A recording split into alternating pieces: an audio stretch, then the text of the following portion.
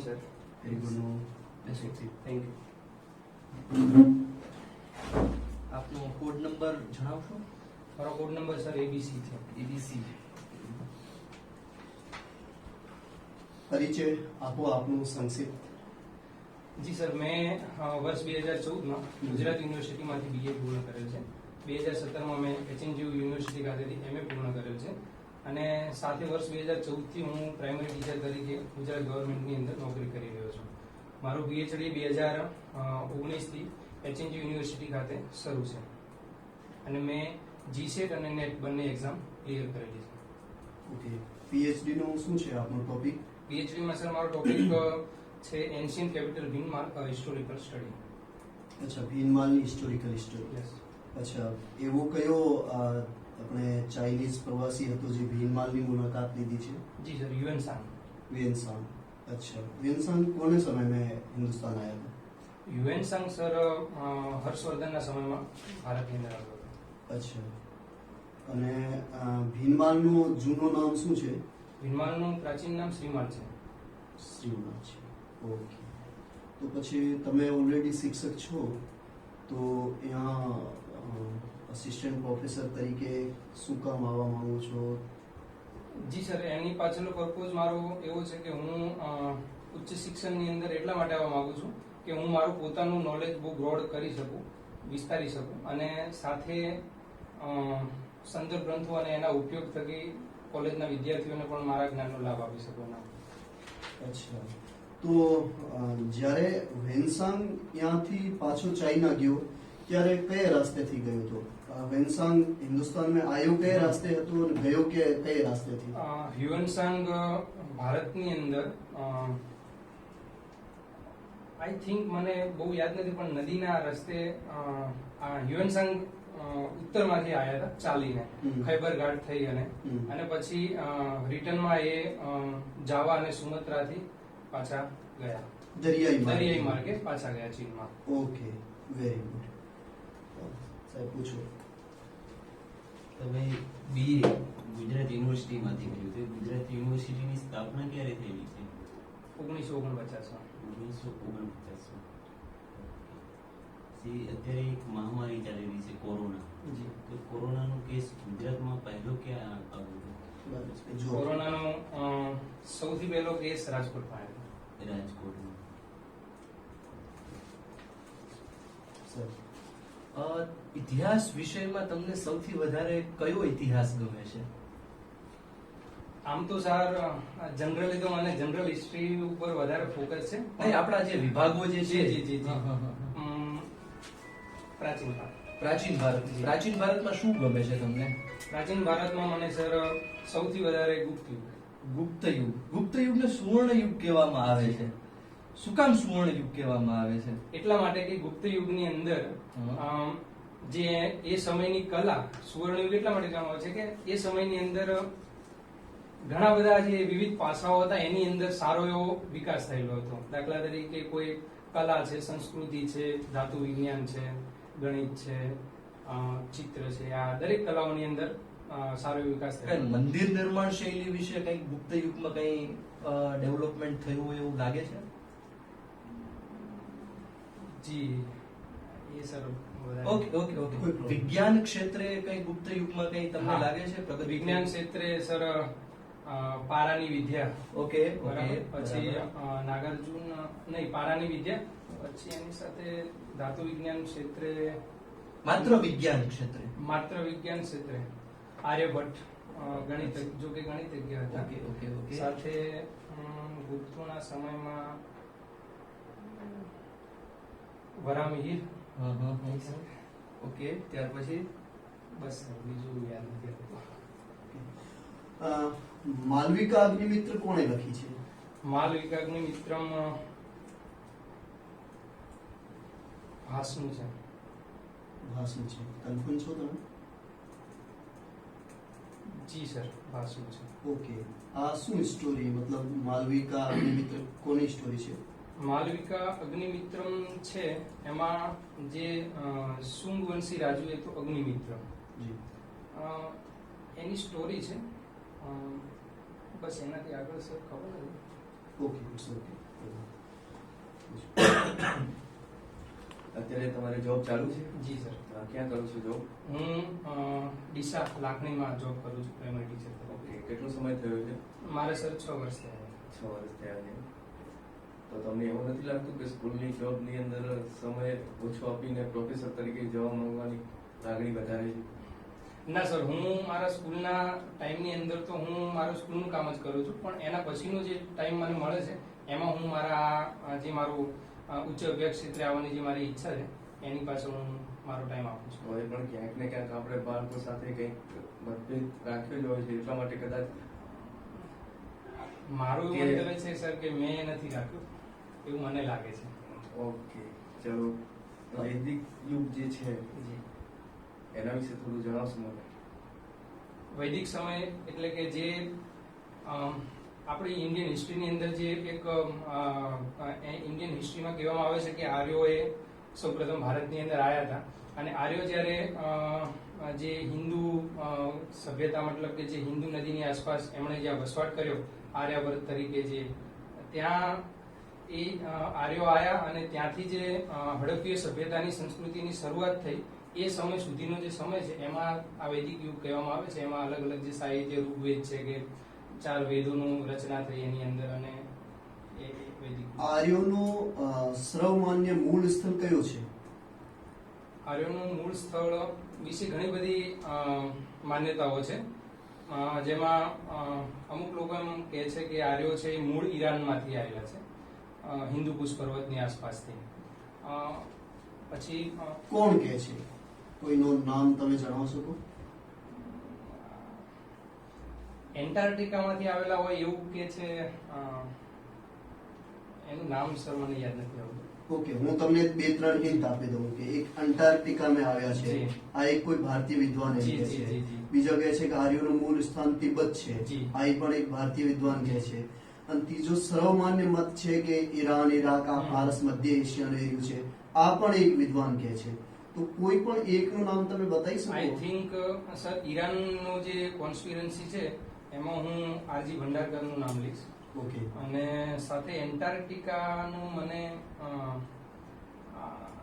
Antarctica માટે બાલ ગંગાધર તિલક, sorry, Okay. મને યાદ રહી ગયું. એમણે એક બુક પણ લખી હતી કે જે આર્યો વિશે જેલમાં રહીને એમણે બુક લખી હતી એન્ટાર્કટિકા.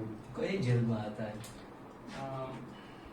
બાલ ગંગાધર તિલક એ વખતે યરવડા જેલ, આઈ થિંક. અચ્છા, ઓકે. અચ્છા, એ જે જેલમાં ગયા હતા માંડલે જેલમાં યસ ગયા યસ, હતા. માંડલે રંગૂન. ઓકે. એને શું કામ ત્યાં મોકલવામાં આવ્યા હતા એ જેલમાં? માંડલે જેલમાં એમને જે 1897 ની અંદર પ્લેગ ફેલાણો હતો અને એની અંદર જે ચાફ્રિકર બંધુઓ જેમણે હત્યા કરી હતી, ચાફ્રિકર બંધુ, અને એમને જ્યારે ફાંસીની સજા આપવામાં આવી ત્યારબાદ એમણે મૂળ એ વખતે રાષ્ટ્રવાદની જે પ્રવૃત્તિઓ ચાલતી હતી એના કારણે એમને ત્યાં મોકલવામાં આવેલા હતા એના વિરોધમાં. ઓકે. પ્રેઝન્ટલી ગુજરાતના સીએમ કોણ છે? વિજયભાઈ રૂપાણી. વિજયભાઈ રૂપાણીનું જન્મસ્થળ કયું છે? વિજયભાઈ રૂપાણીનું જન્મ સ્થળ બર્મા, કઈ જગ્યા? રંગૂન. ઓકે, ઠીક વાત છે. વિશ્વ ઇતિહાસનો નોલેજ કેટલો જ છે આપને? સર વિશ્વ ઇતિહાસ, સોરી, પણ મેં વિશ્વ ઇતિહાસ કારણ કે refer તમે નથી કર્યો. કોઈ પણ યુનિવર્સિટીમાં તમને Yes. આસિસ્ટન્ટ પ્રોફેસર તરીકે જોઈનિંગ આપશે અને દરેક યુનિવર્સિટીને અભ્યાસક્રમમાં વિશ્વનો ઇતિહાસ છે, Yes. તો તમને સ્પેશિયલી કોઈ સ્પેશિયલ પાર્ટ વિશ્વ ઇતિહાસનો હોય તો બતાવો, તમને કઈ જગ્યાનું નોલેજ મતલબ વધારે રસ ધરાવો છો? પ્રેઝન્ટલી સાહેબ મેં વિશ્વ ઇતિહાસ રિફર નથી કર્યો.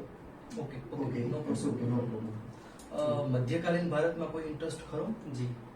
અચ્છા, પ્રાચીન અને મધ્યકાલીનને જોડતો એક લેખ છે, ઇલાહાબાદની અંદર આવેલો છે, બરાબર છે? ઇલાહાબાદના કિલ્લામાં આવેલો છે. એની અંદર કંઈક મુગલોએ પણ કંઈક લખેલું છે, એક સ્તંભ લેખ છે એની અંદર. એમાં ગુપ્તોએ પણ કંઈક લખેલું છે Yes. અને એમાં મૌર્યોએ પણ કંઈક લખેલું છે. તો એ કોણ કોણ અને શું શું લખ્યું છે, કંઈક એનું કંઈક પ્રકાશ ફેંકો એની ઉપર. અલ્હાબાદની અંદર જે સ્તંભલેખ આવેલો છે એની અંદર સ્કંદગુપ્તના સમયમાં હરિસેણે ત્યાં હરિસેણે લખેલું છે સ્કંદગુપ્તના સમયમાં. અને ત્યારબાદ અલ્હાબાદનો જે સ્તંભલેખ છે એમાં કોઈ સાગર સાહેબ સૌથી પહેલા અલ્હાબાદ સ્તંભ જે લેખ છે આ કોના સમયમાં લખેલો છે? અલ્હાબાદનો સ્તંભલેખ છે અશોકના સમયમાં. એ બીજી જગ્યાએ ક્યાંક હતો. હા જી, કૌશાંબી. अच्छा, પછી सल्तनत काल में हमने कौन इलाहाबाद स्तंभ लेख ने प्रकाश में लेना आया था? સલ્તનત કાળની અંદર ફૈજીના એક ચિત્રની અંદર એ જે સ્તંભલેખને ખસેડવામાં આવે છે એ ચિત્રનું વર્ણન છે. ફેજી સલ્તનત કાળ में આવે છે? ફૈજી સોરી સર, ખબર નથી. બસ. ઓકે ઓકે ઓકે સરસ. બીજું કઈ સર? હા, અત્યારે એક કિસાન આંદોલન ચાલી રહ્યું છે જી. અને ખૂબ જ સમયથી દિલ્હીની અંદર ધરણા ચાલી રહ્યા છે. તો એ શા કારણે ચાલી રહ્યા છે એના વિશે થોડી માહિતી આપશો? જી, કિસાન આંદોલનની અંદર સર જે વર્તમાન સરકાર છે એમણે 3 કૃષિ કાયદાઓ પસાર કર્યા છે. અને એ કૃષિ કાયદાઓ ની અંદર અમુક કિસાનો એમ માની રહ્યા છે કે આ કૃષિ કાયદાઓ છે એ એમના વિરોધમાં છે અને એ લોકો એમને જડમૂળથી નાબૂદ કરવા માટે આ આંદોલન ચલાવી રહ્યા છે. ના, એટલે પછી શા કારણે એમના વિરોધમાં છે? એમાં સર ઘણી બધી વસ્તુ એવી છે કે એ લોકોને એવું લાગે છે કે એમની જે મંડી સિસ્ટમ એપીએમસી છે એ બંધ થઈ જશે અને સાથે જે સીએસીપી કમિશન દ્વારા જે એમના પાકનું જે મૂલ્ય નક્કી કરવામાં આવે છે એ વસ્તુ પણ ક્યાંક ને ક્યાંક એને અસર કરશે અને એ આ બધા કારણોથી પછી કોર્પોરેટ જગતની અંદર કૃષિ પ્રવેશી જશે અને એ લોકો કૃષિને એક હાઈજેક કરી નાખશે એવું એમની વિચારણા છે. એના કારણે એ લોકો વિરોધ કરી રહ્યા છે. ओके, आपनो प्राचीन काल में વધારે ઇન્ટરેસ્ટ છે તો પ્રાચીન કાલ में ગુજરાતના કોઈ પુરાતાત્વિક સ્થળ હું તમને પૂછું એમને બારેમાં તમે મને માહિતી આપો. સૌથી પહેલા હું આપને પૂછું કે લોથલની શોધ કોણ કરી? લોથલની શોધ આર.એસ. રાવ. આર.એસ. રાવ. રંગનાથ રાવ. ओके, ठीक है. Ranganath Shikaripura Rao. Yes. Very good. હવે લોથલ જે છે એમાં એક સભ્યતાની ત્યાં મુદ્રાઓ મળી છે. જી. આ કઈ સભ્યતાની મુદ્રાઓ મળી છે જેનાથી આપણને એમ જાણ પડે કે અમારો ત્યારના સમયમાં વ્યાપાર ત્યાંથી થતો હતો? જી, રોમન. રોમન. ઓકે. તમારે એક જ્યારે ક્લાસમાં જાઓ છો વર્ગખંડમાં ત્યાં એક લેક્ચર આપવું પડશે. તો શું તમે કોઈ લેક્ચર તૈયાર કરીને આવ્યા છો? તમારો કોઈ ટોપિક છે? જી સર. કયા ટોપિકમાંથી લેક્ચર આપશો? હું છત્રપતિ શિવાજી મહારાજ વિશે. યસ, આપ કઈ જણાવો. આ છે ત્યાં માર્ક. બિલકુલ, આપ એક ક્લાસ में જેમ કરી રહ્યા છો તેમ છત્રપતિ શિવાજી મહારાજ માટે બતાવો. ચેરને પાછળ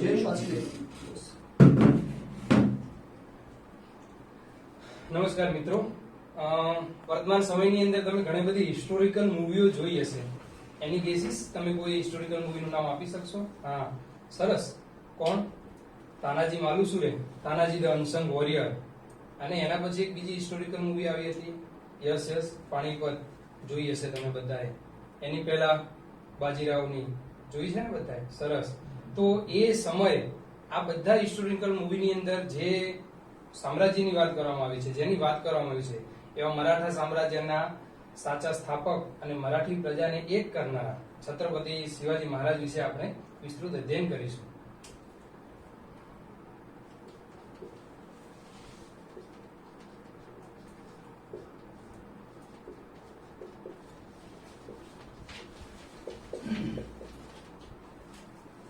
શિવાજી મહારાજ વિશે આપણે વાત કરીએ તો શિવાજી મહારાજ નો જ્યારે પ્રાદુર્ભાવ થયો એ સમયની વાત કરીએ તો સમગ્ર ભારતની અંદર મોટા ભાગનું શાસન એ મોગલોના અંડરમાં હતું. પશ્ચિમ બાજુએ જોઈએ તો આપણે દીવ, દમણ અને જે ગોવાનો પ્રદેશ હતો એ પોર્ટુગીઝોના શાસન અંડરમાં હતો અને દક્ષિણનો ભાગ જે હતો એ બીજાપુર અને અહમદનગરના મુસ્લિમ શાસકો પાસે હતો. આવા કપરા સમયની અંદર જે મરાઠી પ્રજા છે એની અંદર શરૂઆતથી જ સ્વાધીન પ્રેમ અને સ્વતંત્રતા પ્રેમ વિકસેલો હતો, કારણ કે એમની જે ભૌગોલિક પરિસ્થિતિ હતી એમનો જે માવલ પ્રદેશના જે માવલ જાતિના લોકો હતા અને એમનો જો સૌથી સાચો પ્રેમ હતો તો એ એમના પોતાના વતન એટલે કે એમની પોતાની જાગીર, એમની પોતાની જમીન એના ઉપર હતો. એ જમીન ઉપર જે કર ઘટાડે એની સાથે એ લોકો રહેતા હતા.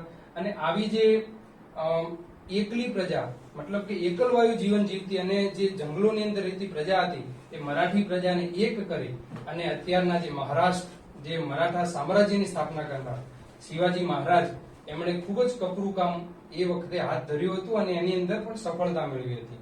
તો આપણે એવા શિવાજી મહારાજ વિશે આજે આપણે વિસ્તૃત અધ્યયન કરવાનું છે. એમાં આપણે સૌપ્રથમ શિવાજી મહારાજના જીવન વિશે એટલે કે એમના પૂર્વ જીવન વિશે આપણે જોઈશું.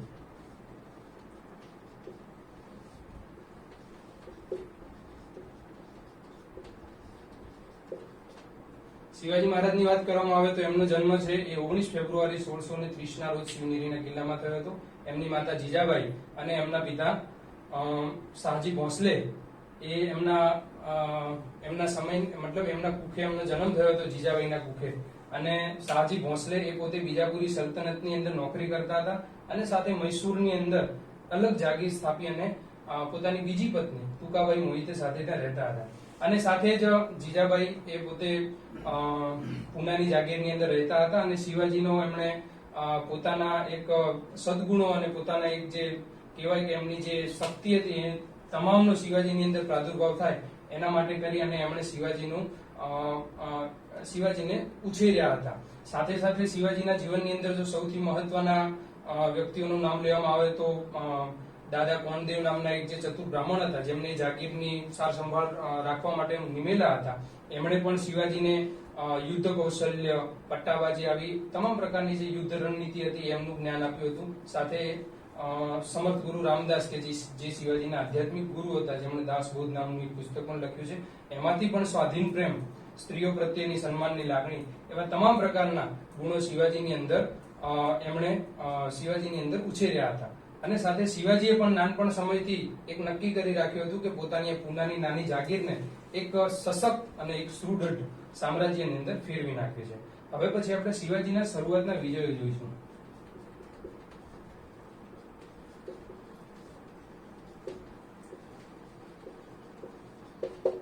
સૌપ્રથમ શિવાજીએ જ્યારે પોતાનું આ સ્વપ્ન સાચું કરવા માટે જ્યારે પગલા ભરવા માંડ્યા ત્યારે એમણે સૌપ્રથમ એક સૈન્યની જરૂર પડી. અને પૂનાની આસપાસનો જે પ્રદેશ હતો એ માવલ પ્રદેશ, માવલ જાતિના જે લોકો ત્યાં રહેતા હતા એ લોકોમાંથી એમણે સૈન્ય બનાવ્યું. અને શરૂઆતની અંદર એમણે જેટલા પણ આજુબાજુ કિલ્લાઓ આવેલા હતા, ચકલનો કિલ્લો હોય, પછી રાયગઢ, પ્રતાપગઢ, પુરંદર, જાવલી, આ તમામ પ્રકારના જે 23-24 કિલ્લાઓ હતા એના ઉપર એમણે શાસન સ્થાપ્યું. એમાં સૌથી મહત્વની વાત કરવામાં આવે તો જાવલીનો કિલ્લો કે જે મોરે કુટુંબ પાસે હતો. અને જાવલીના કિલ્લા ઉપર એમણે જે વિજય મેળવ્યો એનામાંથી એમને ઘણી બધી ધન સંપત્તિ અને સાથોસાથ એમને એક સૈન્ય પણ મળ્યું. જાવલીના કિલ્લા ઉપર વિજય મળ્યો એની સાથે જ જે બીજાપુરી સલ્તનત હતું એ હચમચી ગયું અને એમણે જોયું કે શિવાજી પોતાની શક્તિઓ અમાપ વિસ્તારી રહ્યા છે અને એને રોકવા માટે એમણે અફઝલ ખાન નામના એક જે અફઝલ ખાન ભટારી જે એમનો સરદાર હતો, બીજાપુરી સરદાર, એને ત્યાં મોકલ્યો. અફઝલ ખાને જે આ એક કોન્સ્પિરન્સી કહેવામાં આવે છે કે અફઝલ ખાન છે એ શિવાજીને મારવા માટે એક પ્રયુક્તિ રચી, કાવતરું રચ્યું. એ કાવતરા પાછળનું એક કારણ એ હતું કે અફઝલ ખાન એટલે કે બીજાપુરી સલ્તનત પાસે એ સમયની અંદર સૈન્ય બળ ખૂબ જ ઓછું હતું, જ્યારે સામેના પક્ષે શિવાજી પાસે સૈન્ય બળ વધારે પ્રમાણમાં હતું. અને એના કારણે જ એમણે પાર નામના સ્થળે એક મુલાકાત ગોઠવી અને શિવાજીને મારવાનું કાવતરું રચ્યું. એ વખતની જે અંગ્રેજ કોઠીઓ હતી એમણે પણ પોતાના પત્રોની અંદર આ ઘટનાની બાબતનો ઉલ્લેખ કરેલો છે કે શિવાજી માટે ત્યાં એક કાવતરું ગોઠવવામાં આવ્યું હતું. અને પછી આપણે જાણીએ છીએ કે શિવાજીએ પોતાના વાઘનખની મદદથી અફઝલ ખાનની હત્યા કરી. પછી એક બીજું મહત્વનું શિવાજીના વિજયમાં ગણવામાં આવે તો શિવાજીએ સાઈસ્ત ખાન જે મોગલ સરદાર હતો, ઔરંગઝેબના મામા, એમની ઉપર પણ આક્રમણ કરીને એમની આગળીઓ કાપી નાખી હતી. સાથે સાથે 1664 અને 1670 ની અંદર શિવાજીએ સુરત ઉપર આક્રમણ કર્યું હતું અને એમાંથી ઘણી બધી ધન સંપત્તિ શિવાજીએ એકઠી કરી હતી.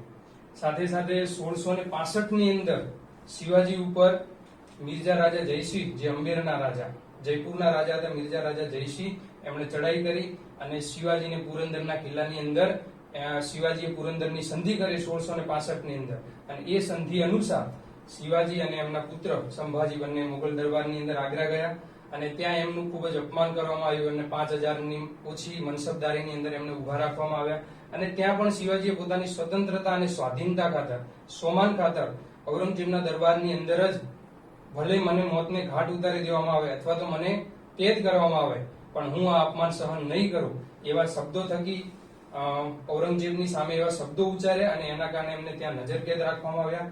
યુક્તિ પ્રયુક્તિથી શિવાજી પોતે એ નજરકેદમાંથી છટકી અને ફરી પાછા પોતાના રાયગઢના કિલ્લાની અંદર પહોંચી ગયા. ત્યારબાદ 1670 માં આપણે જોઈએ છીએ કે સુરતની જે લૂંટ કરવામાં આવી હતી. તો આ શરૂઆતના જે શિવાજીના વિજયો હતા, જે કિલ્લાઓ કે જે મોગલોની એક મહત્વની ચાવી ગણવામાં આવતી હતી, શિવાજીના મનમાં ત્યાં સુધી કોઈ હિન્દુ સામ્રાજ્ય સ્થાપવાની કોઈ મનની અંદર ઈચ્છા ન હતી. એમને માત્ર પોતાનું જે જાગીર હતી એને જ સુદૃઢ અને એક સામ્રાજ્યની અંદર ફેરવવાની ઈચ્છા હતી.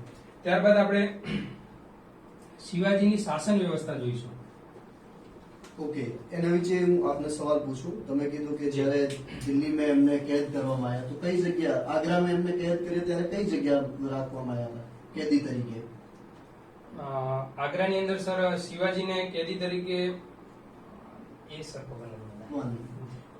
એમને ત્યાંથી કેદથી મુક્ત કરાવવામાં કયા રાજા સહાય આપી હતી? જી, જે જયસિંહ છે, જયસિંહના પુત્ર રામસિંહ કરીને જે હતા એ સમયની અંદર એવું મોગલો માનતા હતા કે રામસિંહની મદદથી એ નીકળી ગયા હતા, છટકી ગયા હતા. સાબસ.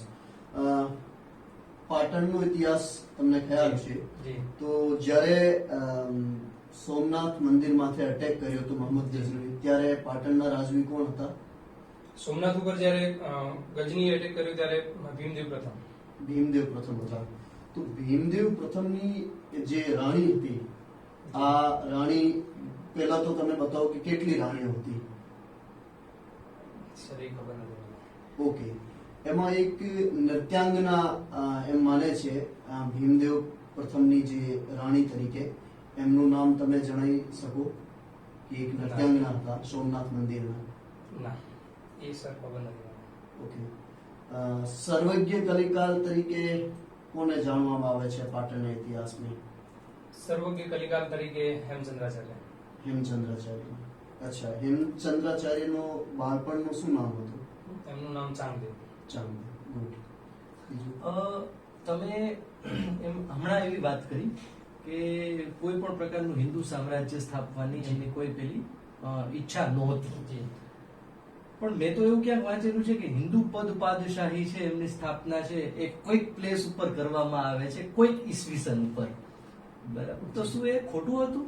મેં વાંચ્યું હતું, એ શું લાગે જી છે? સર, મારા મંતવ્ય પ્રમાણે હિન્દુ પદ પાતશાહી જે છે એની વાસ્તવિક શરૂઆત બાજીરાવ પ્રથમે કરી હતી. Okay. અને બાજીરાવ પ્રથમ એ પોતે માનતા હતા કે સમગ્ર ભારતના, સમગ્ર હિન્દના જે હિન્દુ શાસકો છે એમણે એક થઈ અને દિલ્હી ઉપર હિન્દુ રાષ્ટ્રની સ્થાપના કરવી. Okay, okay. એમનો સમયગાળો કઈ યાદ છે? જી, 1720 થી 1740 બાજીરાવ પ્રથમ. ત્યાર પછી કોણ આવે છે? બાજીરાવ પ્રથમ પછી બાલાજી વિશ્વનાથ, બાલાજી બાજીરાવ, જે Okay. 1640 પછી આવે છે. 1661 સુધી એમનું આ બાલાજી વિશ્વનાથનું તમે જે નામ લીધું, જી.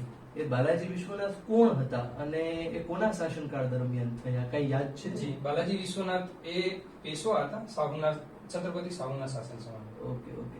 અને એમનો કઈ સમયગાળો યાદ ખરો? જી, 1640 થી 1663. અચ્છા, ઓકે. 1740 થી 1763. સોરી. અચ્છા, હજી પણ કઈ ચેન્જ કરવું હોય? નો, બાલાજી વિશ્વનાથ 1740 થી 1763. સરસ, સરસ, સરસ, સરસ. ઓકે. છેલ્લો પેજ છત્રપતિ તરીકે કોને ગણવામાં આવે છે? જી, બાજીરાવ દ્વિતીય. છત્રપતિ. છત્રપતિ સાહુ મહારાજ. છેલ્લો છત્રપતિ સાહુ મહારાજ. બસ, બસ, બેસો. Okay, thank you. Yes, you can go. Okay, thank you sir. Okay.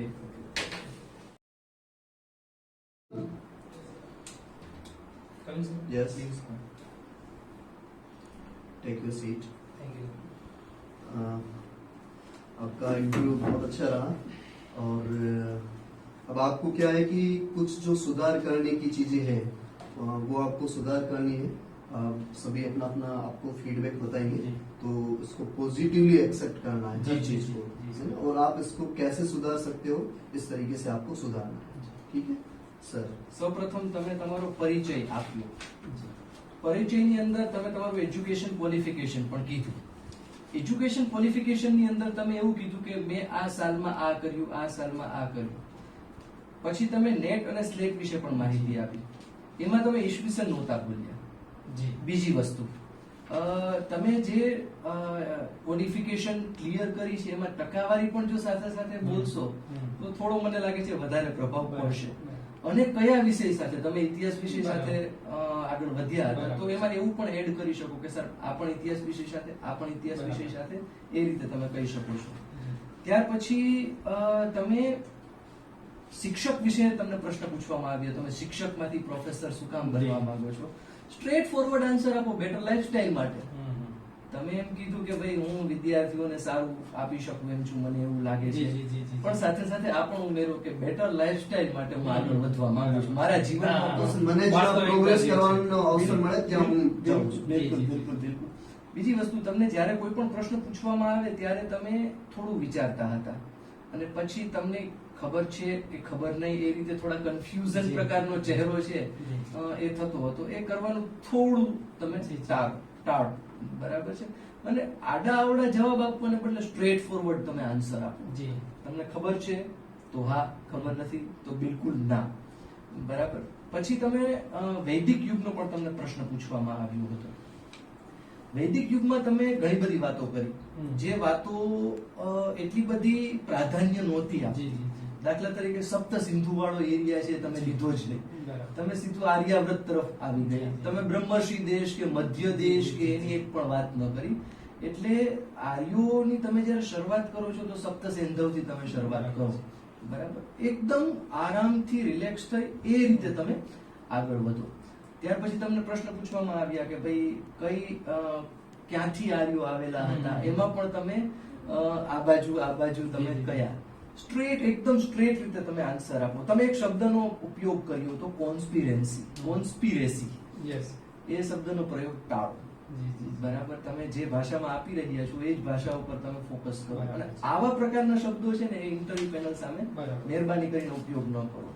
બીજું તમને પેલું પૂછવામાં આવ્યું હતું સ્તંભ લેખ વિશે. તો એમાં તમે ક્રોનોલોજી પ્રમાણે નહોતા ગયા અને એમાં તમારો જવાબ સ્કંદગુપ્ત પહેલા હતો. બરાબર.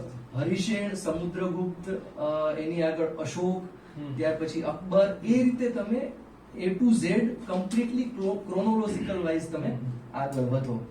બરાબર છે. અને થિયરી, કોઈ પણ થિયોરેટિકલ પ્રશ્ન પૂછવામાં આવે ને એને તમે ક્લિયરલી આન્સર આપો. બરાબર છે. એમાં તમને થોડુંક આવડે છે, થોડુંક નથી આવડતું તો તમે એવું કહો કે અહીં સુધી મને ખ્યાલ છે, અહીંથી આગળ છે મને ખબર નથી. અને બી ઓરિજિનલ બનો. પરસેપ્શન, ડુપ્લિકેટ પરસેપ્શન ઊભું ના કરો. બિલકુલ ઓરિજિનલ. અને લેક્ચર છે ને એ એવો હોવો જોઈએ કે સામેવાળાનો કંટાળો ઉડી જાય એ પ્રકારનો. આમ લેક્ચર આપણે લઈએ ને તો સામેવાળો ફ્રેશ થઈ જવો જોઈએ એ પ્રકારનું કંઈક થોડું રાખો. થોડું ડિટેલ્સમાં હતું. મેં તો આટલું બધું લખ્યું છે. બરાબર.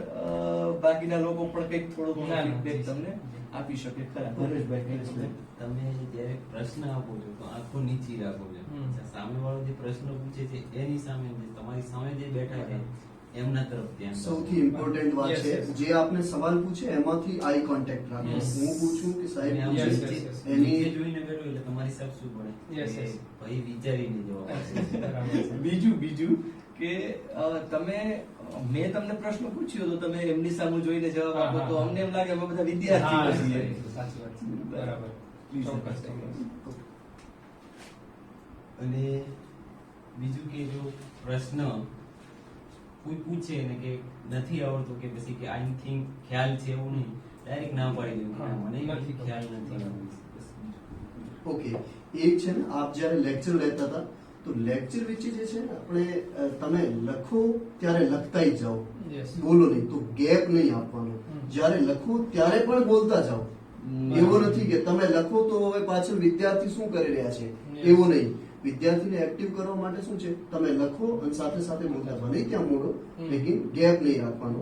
બીજું જ્યારે આપણે પૂછવામાં આવ્યું કે ફેજી કયા સમયમાં હતા હમ. તો આ સ્પેશિયલ ધ્યાન રાખવાનું કે સલ્તનત ગાળો અને મુગલ સામ્રાજ્યનો સમય છે ને એ અલગ અલગ છે. Yes, yes, yes. તો તમને સલ્તનત મેં પૂછવામાં આવ્યા તો તમે એકદમ કન્ફ્યુઝ થઈ ગયા. હમ. એનો મતલબ શું છે કે હજી તમારે આ વિશે મેં વધારે તૈયારી વાંચવાની થોડી જરૂર જરૂર છે અને નહીં આવે તો કન્ફ્યુઝ નહીં થવાનું કે ઇટ્સ ઓકે સોરી ખ્યાલ નથી હે ને તમે અને પ્રિલિમ્સ પાસ કરી છે હમ. બરાબર વન લાઇનર ક્વેશ્ચન તમે ક્લિયર કરી Yes. રાખશે Yes. બરાબર તમારે એવો પ્રૂફ કરવાની જરૂર નથી કોઈ તમારી નોલેજની આ તો અમે તમારી જે જગ્યાએ અમને એવું લાગ્યું આ તો અમે સવાલ પૂછ્યા છે ત્યાં તમને ના, બરાબર છે. દરેક જગ્યાએ અલગ અલગ સવાલ Yes, પૂછ્યા yes, છે. yes. બીજું પૂછવામાં આવ્યું તો માલવિકા અગ્નિ મિત્રનું આપ હા. કીધું હવે માલવિકા અગ્નિ મિત્ર પુસ્તક કોણે લખી છે તો તમે પૂર્ણ કોન્ફિડન્સ સાથે બતાવ્યો કોણ બતાવ્યો તો હાસ. હાસ હે ને અને છતાંય પૂછવામાં આવ્યું કે એકદમ ક્લિયર છો તો હવે આ છે ને એક તમારો કોન્ફિડન્સ તોડવાની વાત હોય ઇન્ટરવ્યુ બોર્ડ તમારો કોન્ફિડન્સ તોડે છે છતાંય પણ તમે એમ કહો કે ના ના એકદમ સાચો છું તો થોડો એમ ઠીક છે પણ તમે બાલાજી ખોટું જવાબ વિશ્વનાથ- આપ્યો. બાલાજી Yes. વિશ્વનાથ- એનો આન્સર માલવિકા અગ્નિમિત્રનો ભાસ નથી નહીં, હતો. કાલિદાસ. કાલિદાસ Yes. હતો ઠીક છે અને અગ્નિમિત્ર સુગવંશનો રાજા હતો હમ. બિલકુલ ઠીક વાત હતી પછી એક પૂછવામાં આવ્યું કે તમે જ્યારે બોર્ડમાંથી લેક્ચર સ્ટાર્ટ કરો ને ત્યારે ડાયરેક્ટ એવી રીતે નહીં તમે જુઓ Yes. ત્યાં તમે સેમેસ્ટર નો તો કમસે કમ નામ લખો હમ. ઉપર સેમેસ્ટર હમ. પહેલો બીજો ત્રીજો જે તમે બરાબર. સેમ લખો અને ઉપર ટોપિક લખ્યો આ બરોબર છે ટોપિક અને આ મુદ્દા બરોબર એક સાથે નહીં હોય હમ. ટોપિક વચ્ચે હમ. અને પછી નીચે બરાબર. મુદ્દા લખો જે તમારો ટોપિક હોય ઉપર એક કોને મેં સેમ લખી દો બરાબર.